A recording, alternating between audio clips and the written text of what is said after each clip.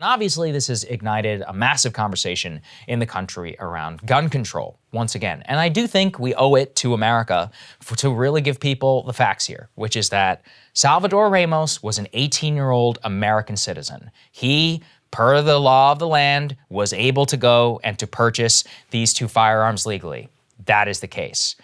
In terms of fixing that, it's a difficult problem to fix because, and we were talking about this, in terms of, look, you can think whatever you want about the Second Amendment, but at least under the current Supreme Court, we have a constitutional right in order to have a gun. And personally, I think that that is the correct interpretation. But also, we were talking earlier, the current initial response from a lot of celebrities is we need to pass H.R. 8 and have universal background check. I think universal background check is great. I have absolutely nothing against it. But to explain to people, universal background check, Salvador Ramos did pass a background check. So the background check system for universal background check is simply to apply in the private gun market for private gun sales, right? So H.R. 8 would not have stopped this shooting. Now let's also talk about assault weapons bans. And this is, again, a very tricky subject, but we did ban assault weapons in this country in 1994, the Brady Bill. Well, the Columbine shooting took place in 1999 while the assault weapons ban was in effect. And I don't want to argue about policy, right? Well, I just think we should owe it to people to be like, what's on the table here and what happened? Here's what I will say. And I would say that my views on guns have somewhat evolved over the course of, me being super engaged in politics. Mm-hmm. I don't think there is any denying just the bare facts that America has more guns per capita than any country on the planet. Yes, I think 400. That's right. Yeah. We have more guns than we have people. That is wildly outside of the norm. And it is not an accident that we also have more gun deaths per people. This idea from the right that, we just need more good guys with guns is dramatically disproved by this situation, but also just on its face. If that was the case, we would have no gun violence because we already have more guns circulating in the population. Now, I think the honest case in favor of lax gun laws is effectively, listen, this is important to our culture. This is part of our way of life. This is something we consider a right. And we are willing to accept the consequences of that. Yeah. I think that is the more honest position of the right because this whole good guys with guns, this is complete nonsense. There are some basic gun control measures that are almost universally supported. Universal background checks being one of them. Closing the gun show loophole is another one of them. There are a few others that are sort of universally supported. I think why this debate always crashes into the rocks is for a few reasons. Number one, you have a gun lobby that is very well financed and very well organized. Number two, you have a minority of the population that is very strongly in favor of lax gun laws. And they are really the only constituency that votes solely based on this issue. Yeah. Okay. And they are overwhelmingly powerful in Republican primaries. So when you're talking about a state like Texas, that is still very much a red state, that faction of voters ends up being extremely powerful. And then the other piece of this, though, that I think is more difficult to be honest about, which is what you're getting to, is that those measures that are on the table in terms of being overwhelmingly politically popular and have some bipartisan support, I think there's skepticism among the public that they would really do that much in terms of curbing these types of mass shooting events. Now, listen, I believe universal background checks, putting some of these barriers and obstacles in place to make it more difficult to curb the sort of casual acquisition of firearms, I think that would likely have the most impact on the suicide rate, on the amount of killings and domestic violence. Mm-hmm. Those gun deaths also matter a lot. And so I don't want to say, it wouldn't matter whatsoever, so who cares? Right. But I think what you're pointing to, and this is something that our friend Igor, who runs an organization called Guns Down and takes a more radical position here, is he even would say from the left, you have to be honest that if you're actually going to do anything about this problem, you're going to have to take more extreme measures. You're going to have, like they did in Australia, gun buyback programs where you're actually not just saying, okay, we're not going to sell any more of these types of weapons. You're taking them out of circulation so that you are actively decreasing the number of guns on the street. And the political reality right now is that there is little appetite for those types of more radical measures. And so I think that's what happens is you have on one hand, you have a very organized and well-financed and dedicated political faction that says we don't want any of this. And on the other hand, you have a broad public that's interested in some reforms, but is not as organized, are not one-issue voters, and are not convinced that these reforms alone would actually solve the problem that we're facing. And at the same time, let's put this New York Times tear sheet up on the screen here. You have the U.S. buying, American citizens buying more guns than ever before. Yep. U.S. is in the middle of a gun buying boom that shows no sign of letting up as the annual number of firearms manufactured has nearly tripled since the year 2000. We saw this escalate in particular during the pandemic years. I would say this goes hand in glove with the fact that you have people who just this is a sign of societal breakdown. People don't trust the government to keep them safe. They don't trust institutions to keep them safe. They have, fueled by the media and by the worst people in the country, this idea that your friend and your neighbor and the people down the street are out to get you. So you have basic societal social trust break down. And when you see that, you see things like the number of gun purchases skyrocket. So that's the landscape. And all of this happens with the backdrop of, go ahead and put this next piece up on the screen, the NRA is literally holding their convention in Houston this Friday. At that event will be Greg Abbott, governor of Texas, who you saw speak earlier, Ted Cruz, John Cornyn, Dan Crenshaw, and Donald Trump.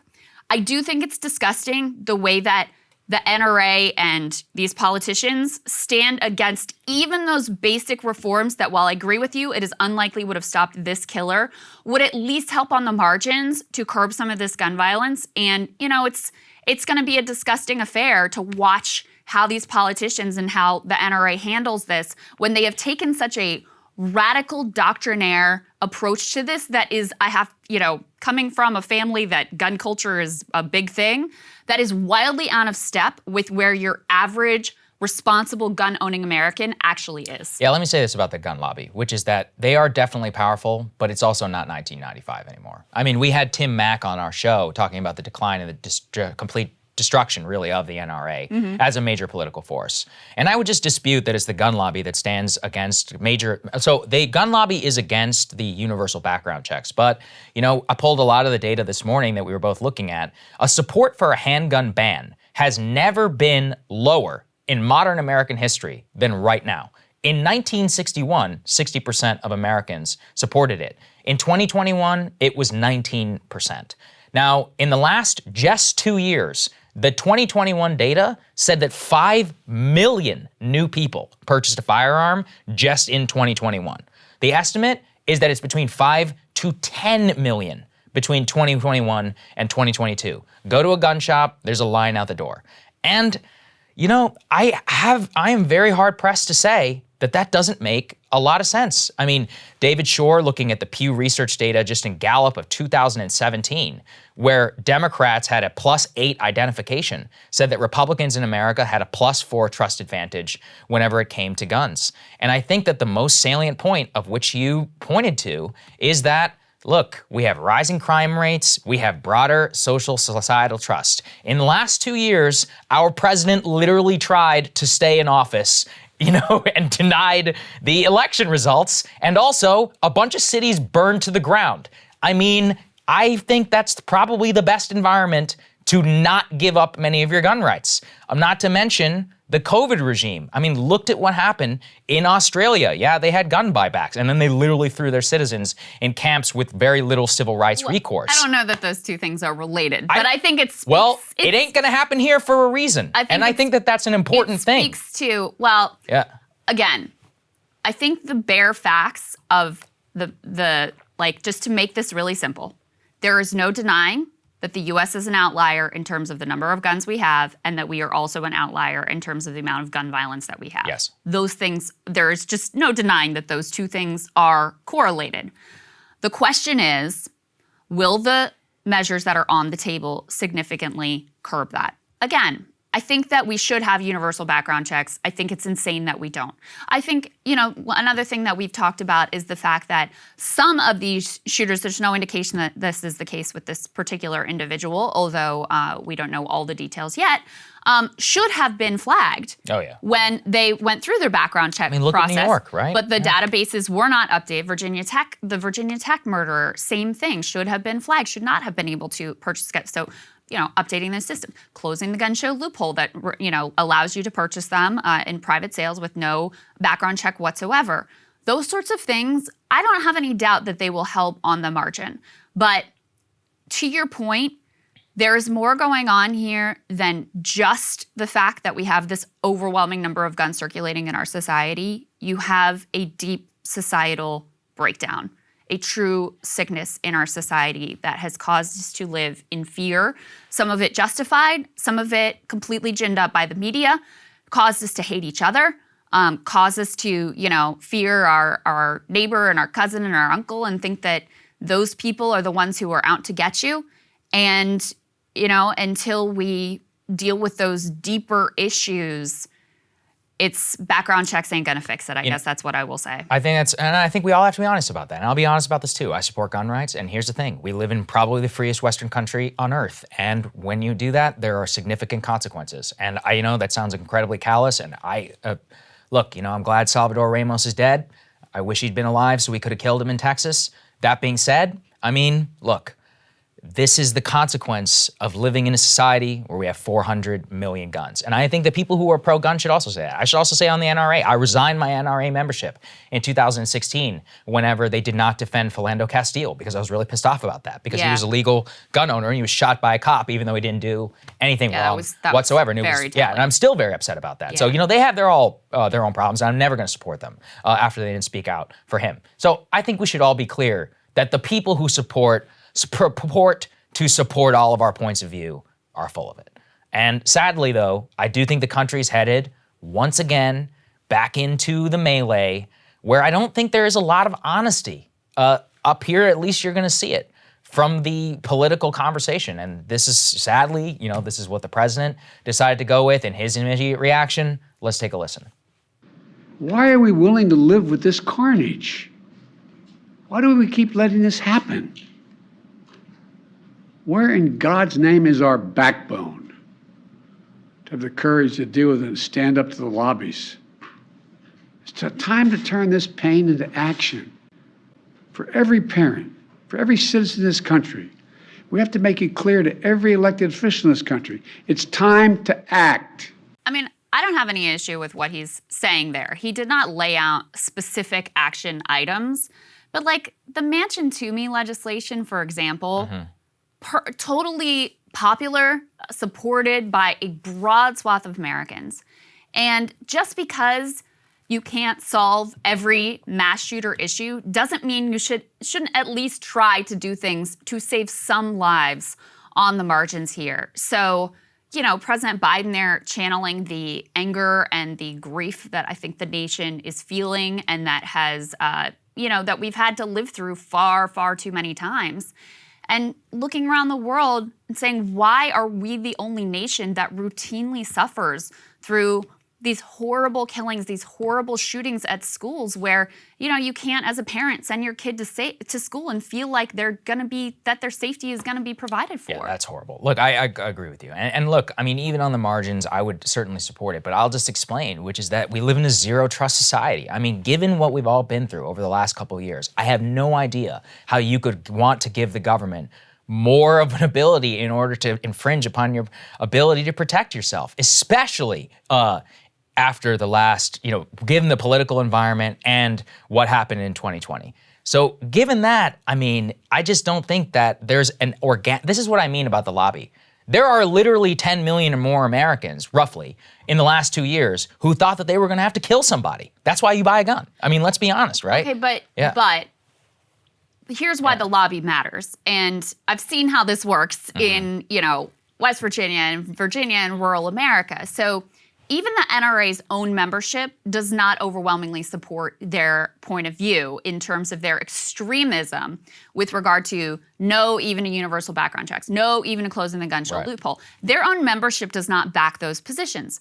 But what they do is they rate politicians, they give them a grade, And so then for voters who care about, who are into the Second Amendment, into gun rights, they send out little postcards that say, this one's with us and this one's against us, without getting into those details of like, oh, well, this one's actually, what they're against is a background check, which you actually support.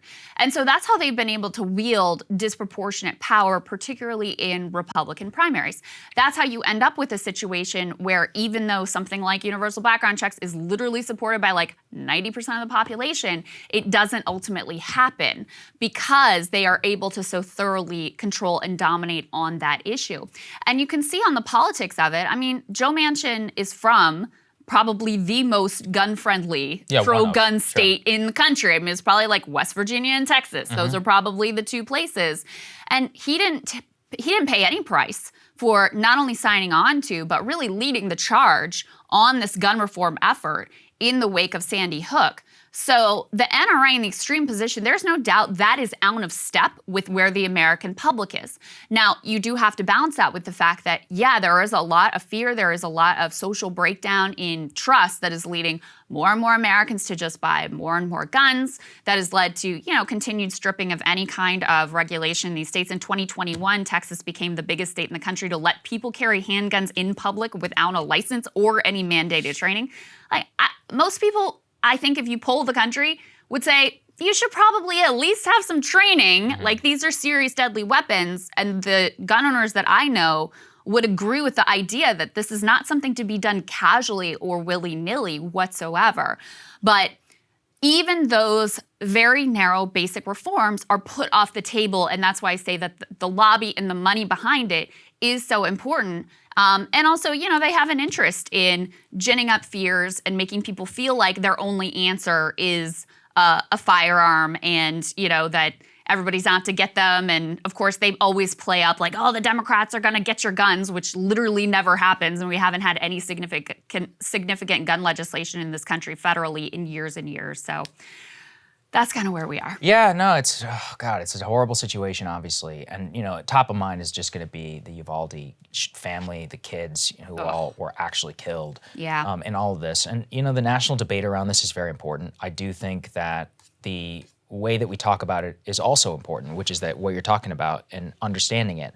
I just think, we have to really understand here where a lot of people are in their lack of trust in all society, government, the media, institutions, something that we delve into here every day. And I think a landmark moment really was Beto being like, we're going to take your AR-15. He's like, damn right, we are going to take your AR-15. And, in the immediate aftermath of the shooting, I saw an immense amount of people like Igor, who we talked to on Rising, who were like, look, we have to be honest here. The only way to solve this is to take away people's guns. And it's like, well, if you think that, if you really think that, then you should be honest about your intentions. That's what I always appreciated about him. I appreciate it about him as well, but I don't think a lot of lawmakers and people in the media who, whenever they say common sense, I think we all know exactly what they mean. And sadly, that leads to a lack of honesty and extremity really on both sides, because the extremity, I think, of the NRA and of a lot of people, including myself, who are highly skeptical of basically any gun regulation, even on ghost guns. I look at it and I'm like, yeah, I don't necessarily believe you whenever it comes to the ATF and their so-called justifications for why we want to crack down on it. I think a lot of it is about control, and a lot of it smells of the agenda of we want to come through and make sure that we always have the ability in order to go after this, given the change in political regime. And also, we know that the ultimate goal for a lot of people in it, and I would say that's the median of the people in the gun rights groups or the gun control groups, they genuinely do want to take away people's guns. And, it's intrinsic to this gun culture. There's so little political will and ability to go further than these basic reforms that just seems to me extremely conspiratorial. Well, and there's another piece. There's another piece here that I did want to bring up that I think is important, because for years and years, we weren't even allowed to collect data on like guns and what was out there and where what was being sold and from where. It was banned effectively under the Bush regime, which I think is crazy, because at the very least, you should have some transparency about what's going on when you do have this problem of crime, violence, gun deaths being such an epidemic in America. So we just recently, thanks to, I believe, an executive order from the Biden administration, got a report. And one of the things that it identified was the fact that, at least in the state of Pennsylvania, you had 6 relatively small firearms dealers that overwhelmingly supplied the number of guns that ended up being used in crimes. It was 6 retailers that sold it was like 11,000 guns that ended up being used in crimes. Or why they did that? So the theory is that these are places that basically look the other way on straw purchases. Straw purchases when you go in purporting to be the person who's gonna buy and own the gun, because you can't buy a gun on somebody else's behalf. You have to buy it for yourself, so you go through the background check. And so the thought is that these are places that are basically known to look the other way on straw purchases. These guns get purchased, sold into the black market. I mean, something like cracking down on those retailers and just enforcing the existing law, which already bans straw purchases, but has been made impossible by the lack of transparency, that would be one place to start. That, again, is it going to solve all our problems? No, but we can't just— That's a good one. Yeah, we can't just say, we can't do anything and we just have to accept that kids are going to get murdered in their kindergarten classes. I'm personally not willing to do that, even though I am a moderate. I am not actually a radical on gun control issues. I'm a moderate. I grew up in that culture. I understand the mindset. I understand the pieces that you're talking about here, but to me, it seems insane to just say, we have to accept it exactly as it is, and there's literally nothing we can do. I think landing on this at enforce the current law seems like a pretty good one in order to say. And that, working against that is eminently ridiculous. I also, I want to say about the shooting, I got a lot of questions about law enforcement. Was he known to Uvalde police? Was he ever flagged by somebody? Which has happened in Buffalo, in the Charleston church shooting, Parkland, just happens to be every single one of these guys was known to law enforcement beforehand. How the hell he got into this school. Yeah. And also, I'm not in favor of this idea of, let's just arm the teachers. But, at least at my kids' schools, the doors are all locked during the day. Yeah, so what you have to go to the office and get, and tell them who you are and get buzzed in. I live in this little rural county that has almost no crime and has never had any major issues of this regard. And so I'm pretty shocked that there wasn't that basic level of that he was able to just rush into the school. But we don't know all the details yet. And so again, I don't want to cast too harsh a judgment here without knowing those details. But as you said, I do have a lot of questions for what happened. Really, I just want to say too, Uvalde is such a beautiful part of Texas, such a cool place. Majority, has a lot of history in terms of one of our former vice presidents is from there. That's where Matthew McConaughey is from, right? Matthew McConaughey, Cactus Jack Garner, who was vice president under FDR. It's just such good people. So, yeah. Cable news is ripping us apart, dividing the country, making it impossible to function as a society, and making it impossible to know just what is true and what is false. But the good news is they are failing and they know it. That is why we're building something new, a new mainstream, a healthier one, something more trustworthy, something that we are going to need in one of the most pivotal times in American history. We are building up here for the midterms, for the upcoming presidential election, but we need your help. So if you can help us out by becoming a premium member today at breakingpoints.com, we're trying to change America for the better and the entire world. So what are you waiting for, guys? Go to breakingpoints.com and sign up and help us build a new mainstream.